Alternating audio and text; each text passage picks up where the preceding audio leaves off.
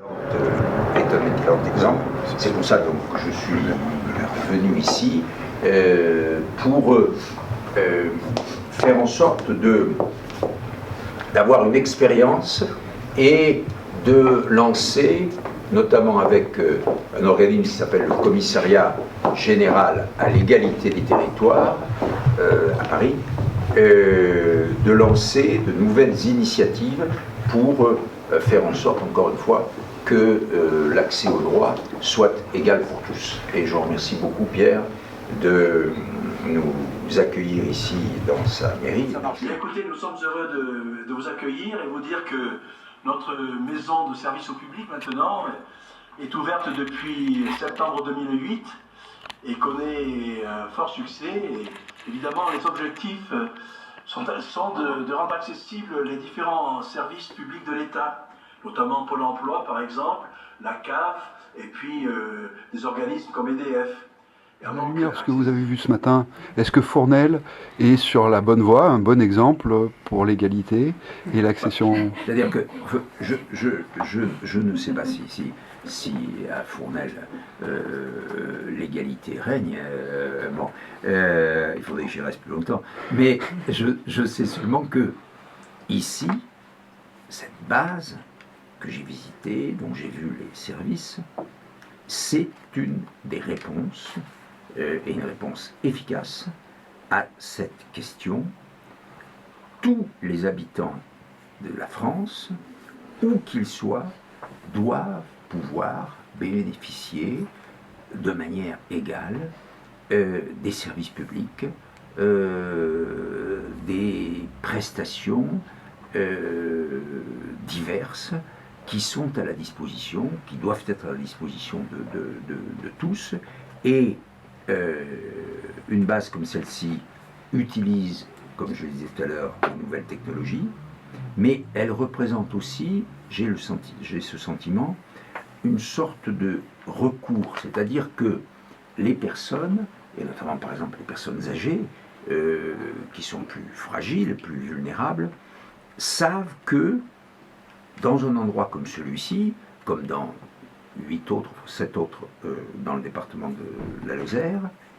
elles ont une réponse, elles peuvent avoir une réponse. Elles ont des personnes, des hommes et des femmes qui sont à leur disposition, et je crois que c'est ça qui est aujourd'hui essentiel. Il ne faut pas que dans notre pays, ni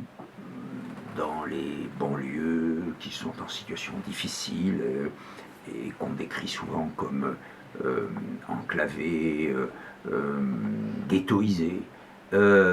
ni à la campagne, à la montagne, comme ici, que personne doit avoir un sentiment d'abandon. Et c'est ça qui me paraît extrêmement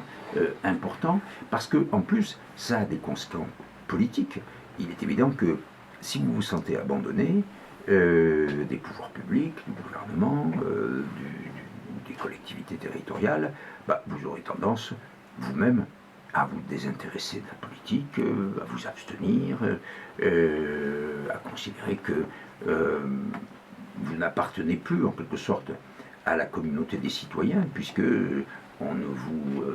considère pas à égalité. Et ça, je crois que ce qui se fait à Fournel, c'est une vraie réponse à cette question,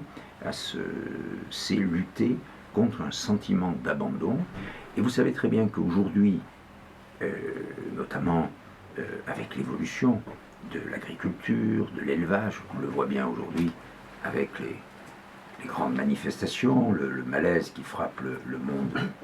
monde agricole, l'économie de l'agriculture va encore évoluer, forcément donc la vie des paysans va encore changer, et on peut imaginer que ils auront encore plus le sentiment d'être en quelque sorte laissés pour compte. Alors, naturellement, il y a des réponses économiques, bien entendu, ce n'est pas de ça qu'il s'agit ici, mais il y a des réponses qui sont des réponses. Comment est-ce que je peux être au service de toute la population? Et moi, le défenseur des droits,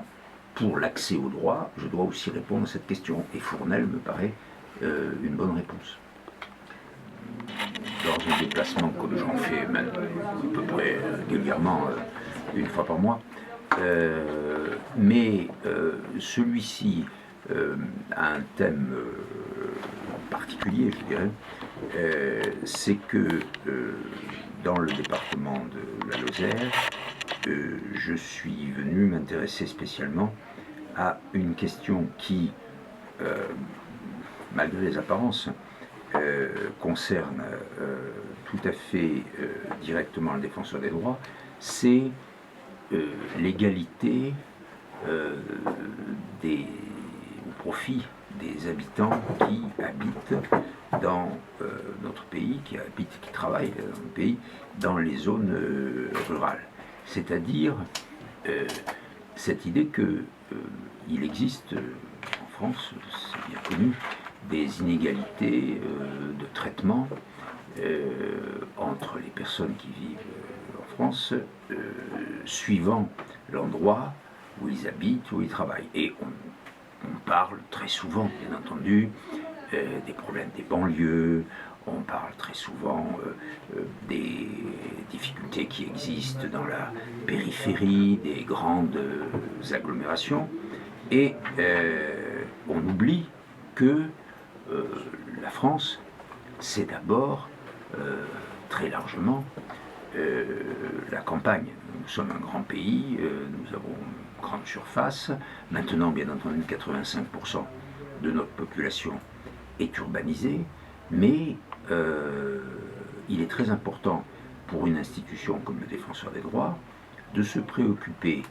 de la possibilité pour tous et pour toutes, où qu'ils soient, à Fournel, comme partout ailleurs, d'accéder aux droits et de pouvoir être considérés de manière égale, à la fois par les services publics, par les entreprises privées, par les médias, par tout ce qui fait la vie, et qui doit être disponible en quelque sorte à égalité pour chacun. Et la Lozère, et en particulier cette région là aux confins du Gévaudan et de l'Aubrac, cette Haute-Lozère, est un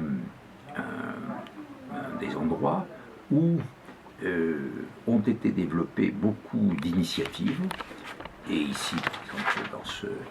RSP de Fournel, c'est un bon exemple, ont été développées beaucoup d'initiatives pour pouvoir à la fois mutualiser des services qui, de manière isolée, ne peuvent plus exister en quelque sorte séparément. On connaît tous la question de la poste, naturellement, par exemple. Donc, mutualiser en un seul endroit des services multiples, assurer la possibilité pour toutes les personnes d'accéder à des services essentiels comme, par exemple, les services de Pôle emploi pour l'emploi, pour le chômage, ou par exemple les services de la préfecture pour faire des papiers, des passeports, des cartes d'identité, assurer la possibilité à ces personnes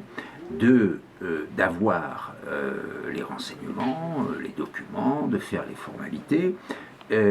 sans être obligé de faire, comme dans un département comme celui-ci, des quarts d'heure et des heures de voiture pour s'y rendre. Autrement dit, c'est l'idée qu'on a la possibilité, où qu'on se trouve, de disposer des mêmes facilités, en quelque sorte, des mêmes facultés. Et de ce point de vue,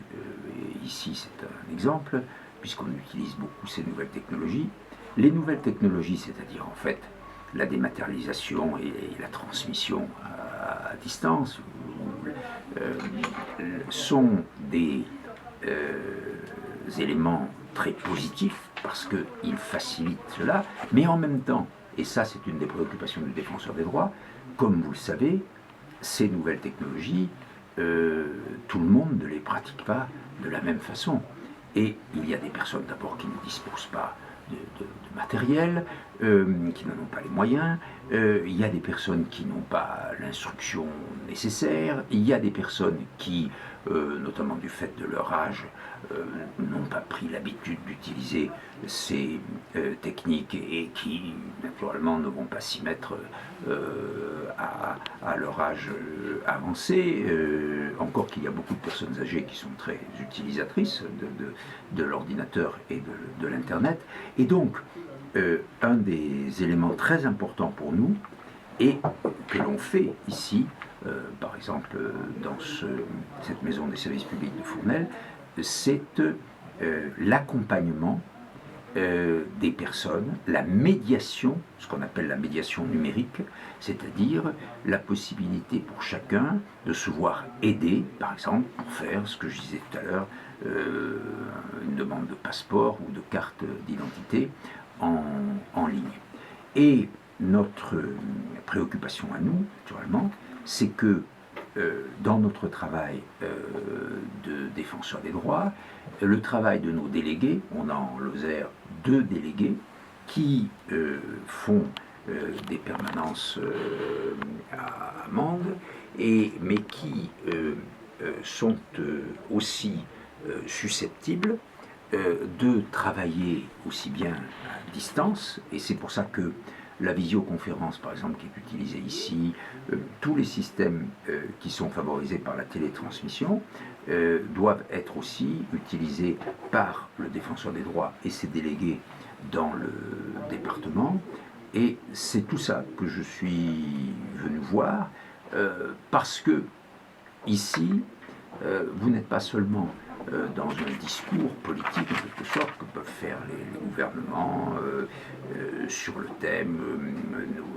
nous faisons l'égalité des territoires,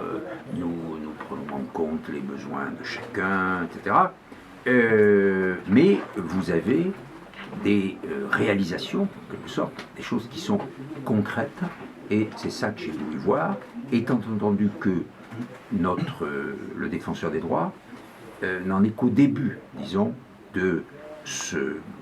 travail sur l'égalité territoriale. Nous allons passer prochainement une convention avec un organisme qui a été créé par la loi sur la ville en 2014 et qui s'appelle le Commissariat général à l'égalité des territoires. Nous allons travailler aussi avec le Centre national de la fonction publique territoriale. Nous allons certainement développer aussi avec le ministère de l'Intérieur, M. Cazeneuve, et avec le ministère de la décentralisation, Mme Lebranchu, nous allons développer beaucoup d'actions pour justement faire en sorte que tout le monde soit accompagné vers l'utilisation de la dématérialisation numérique, c'est-à-dire que rien ne puisse être fait par les administrations, par exemple l'administration des préfectures, en se disant, bien, il va y avoir des laissés pour compte, tant pis. Non, il ne doit pas y avoir aucun laissé pour compte, personne ne doit être à côté de ces nouvelles procédures, tout le monde doit pouvoir y accéder, et c'est notre mission, en quelque sorte. Justement, par rapport au nouveau des droits de le faire. Par rapport au nouveau découpage qui se profile avec les grandes régions, est-ce que ça va changer la donne pour les petits territoires? Est-ce que vous allez être particulièrement vigilant à ce compte-là? Je n'ai pas le sentiment que le nouveau découpage des 13 régions va forcément changer les choses. Je crois que on le voit bien dans un département comme la Lozère, beaucoup de ces questions, en fait, sont à traiter et à prendre en compte à un niveau plus local, c'est-à-dire les départements, les communautés de communes, les communautés d'agglomération lorsqu'il y en a, et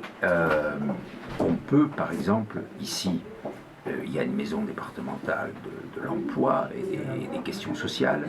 elle chapeaute les 7 ou 8 RSP, et à partir de là, on trouve une solution pour l'ensemble du département de Lozère, je n'ai pas le sentiment que le fait que demain,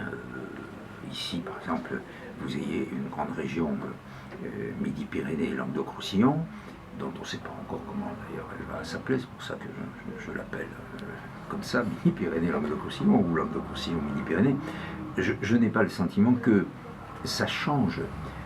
quelque chose sur des solutions qui doivent être à la fois, c'est ça qui est intéressant à mon avis, des solutions de proximité, c'est-à-dire dans lesquelles il y a un contact personnel, dans lesquelles les gens se sentent chez eux, et en même temps, des solutions qui font appel à la distance, et notamment à tout ce qui est la télétransmission. C'est ça qui est assez intéressant, c'est qu'il existe une sorte de paradoxe, c'est qu'à mon avis, on peut donner à tout le monde beaucoup plus de proximité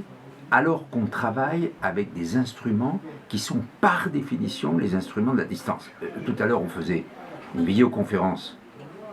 entre ici, Fournel, et le maire de Saint-Céline-d'Apcher, qui est donc à 15 km, mais j'aurais pu faire exactement la même chose avec un monsieur ou une dame qui était à Santiago du Chili, à 15 000 km d'ici. Voilà, je veux dire que nous avons là un monde qui offre beaucoup de potentiel. Simplement, moi, le défenseur des droits, je dois faire attention et je suis très vigilant à ce que tout le monde puisse en bénéficier et que donc personne ne soit laissé au bord du chemin. Mais encore une fois, je ne crois pas que la nouvelle configuration territoriale ait beaucoup de conséquences là-dessus. Mais ce qui est certain, c'est que les gouvernements, et en particulier le ministère de l'Intérieur qui est en charge de ça, mais aussi le ministère de l'égalité des territoires. Vous savez qu'aujourd'hui, c'est le ministère du Logement, c'est-à-dire Mme Pinel, qui est en charge de ces questions, et le ministère de la décentralisation avec les collectivités territoriales, doivent être très attentifs, de la même façon d'ailleurs que les grands élus, comme l'Association des maires de France, l'Association des départements, c'est-à-dire François Barouin, Dominique Bussereau, avec qui je suis en relation pour développer tout ce qui peut faire en sorte que les droits soient également accessibles partout. Et je crois que nous pouvons y parvenir. Vous savez, je termine là-dessus, que en 2014, justement, la loi de la politique de la ville a créé un nouveau et un 20e critère de discrimination. Et ce critère, c'est celui du lieu de résidence. En fait, au départ, dans l'esprit de ceux qui l'ont proposé, notamment un député de Seine-Saint-Denis qui s'appelle Daniel Goldberg, c'était essentiellement fait pour lutter contre des phénomènes de discrimination qui sont par exemple qu'à l'embauche dans une entreprise, selon votre lieu de résidence, selon votre adresse,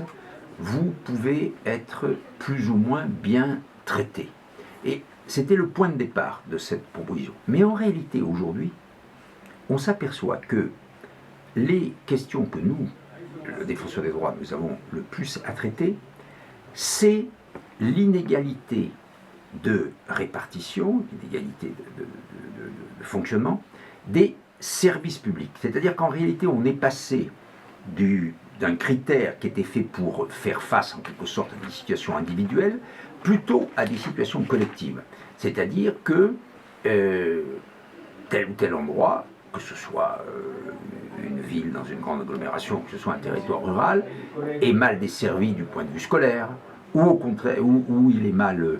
desservi du point de vue hospitalier, par exemple. Et nous sommes saisis de ce genre de sujet. C'est une affaire extrêmement importante parce qu'en fait, on est passé de situations de discrimination individuelle à des situations de discrimination qui intéressent toute une collectivité ou toute une population. Et ça représente un défi tout à fait considérable pour l'État et pour les collectivités territoriales qui sont en charge des services publics. Et le défenseur des droits, qui, comme vous le savez, est en charge de la lutte contre les discriminations, est naturellement particulièrement préoccupé par cette question.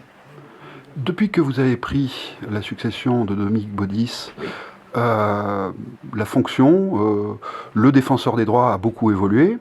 avec notamment un contexte législatif qui a été porté par Pierre Morel-A-L'Huissier. Il semblerait que vous alliez encore travailler sur ce rôle, sur cette fonction. Est-ce que vous pouvez nous en dire un peu plus? Non, c'est-à-dire que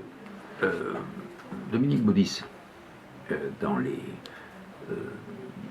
33 mois, ce qui n'est pas beaucoup, où il a exercé ses fonctions, a établi, je dirais, l'autorité, la légitimité du défenseur des droits, qui, au départ, avait été discuté parce qu'il y avait 4 institutions précédemment: défenseur des enfants, haute autorité de lutte contre la discrimination, commission nationale de la déontologie de la sécurité et médiateur de la République,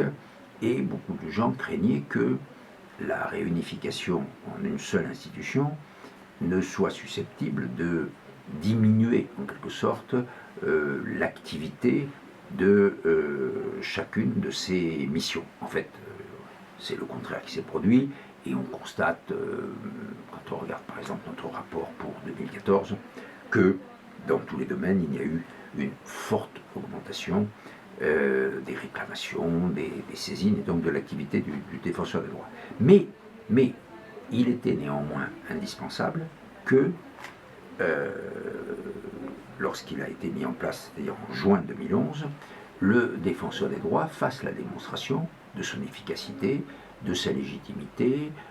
juridique, de son expertise. Donc Dominique Baudis a mis en place une architecture unique à partir de ces 4 maisons, des procédures homogènes, un réseau de délégués qui est aujourd'hui un réseau de délégués qui ne sont plus délégués du médiateur, délégués de la HAL, etc., mais qui sont délégués pour l'ensemble de nos 4 missions. Et c'est sur la base de ce socle que j'ai décidé, moi, lorsque je suis arrivé l'an passé, il y a 15 mois, en juillet 2014, à la tête de l'institution, qu'il me paraissait aujourd'hui indispensable que nous ayons dans nos missions davantage d'attention à ce qui s'appelle la mission de promotion. C'est-à-dire que pas seulement la mission de protection, c'est-à-dire nous recevons des réclamations, nous traitons les dossiers. L'année dernière, en 2014, nous avons instruit 73 000 réclamations sur l'ensemble de la France, dont, je souligne, près de 80% ont été instruites et réglées par les délégués sur le territoire, et donc seulement 20% au plan national. Mais les choses, naturellement, les plus compliquées sont au plan national. Et puis, nous avons une mission de promotion, et ça veut dire de faire en sorte que,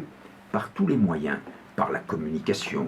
par l'action de nos délégués, on développe l'accès aux droits. C'est-à-dire qu'il y ait plus de personnes qui sachent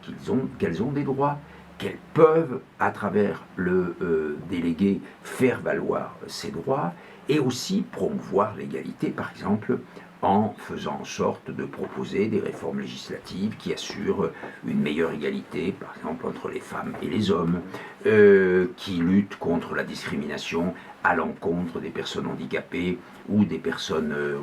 âgées, par exemple. Et donc, j'ai mis l'accent, depuis 15 mois en gros, sur une partie de notre mission,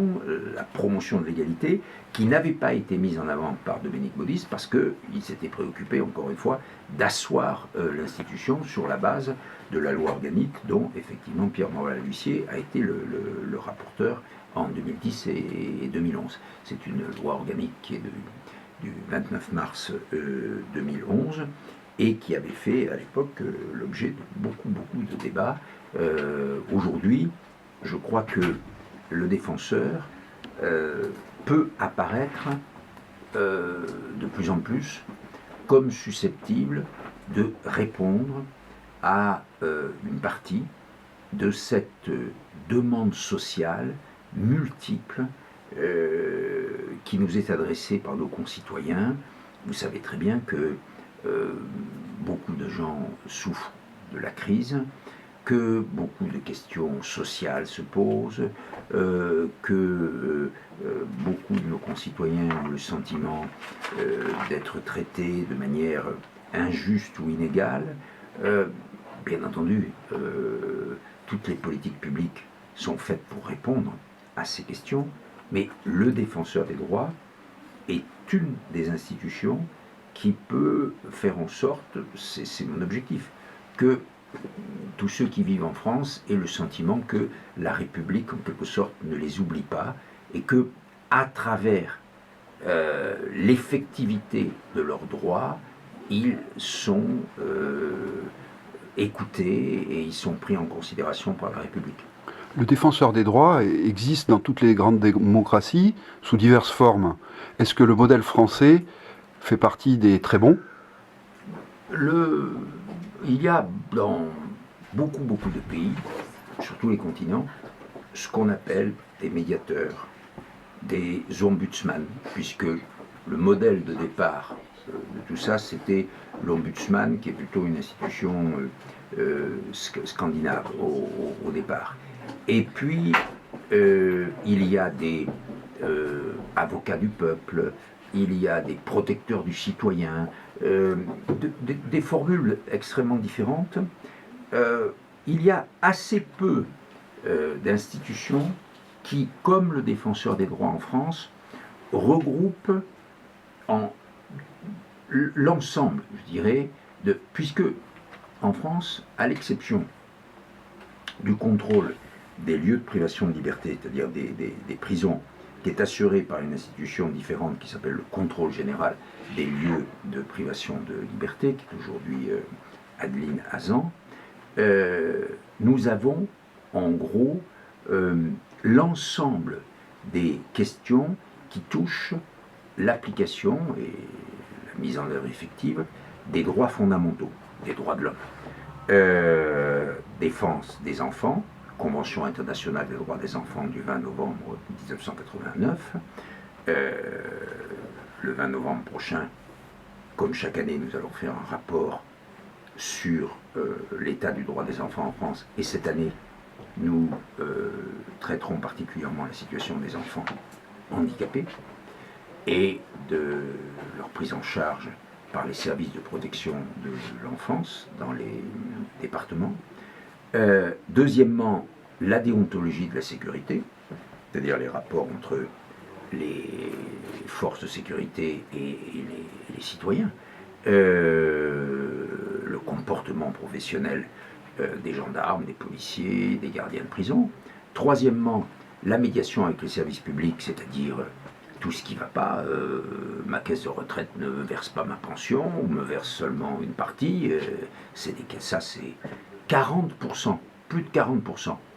de tous les 73 000 dossiers dont j'ai parlé de 2014 portent sur ces questions de protection sociale. Et enfin, quatrièmement, comme je l'ai dit tout à l'heure, lutter contre les discriminations, c'est-à-dire faire en sorte qu'il n'y ait dans aucun domaine, ni dans le public, ni dans le privé,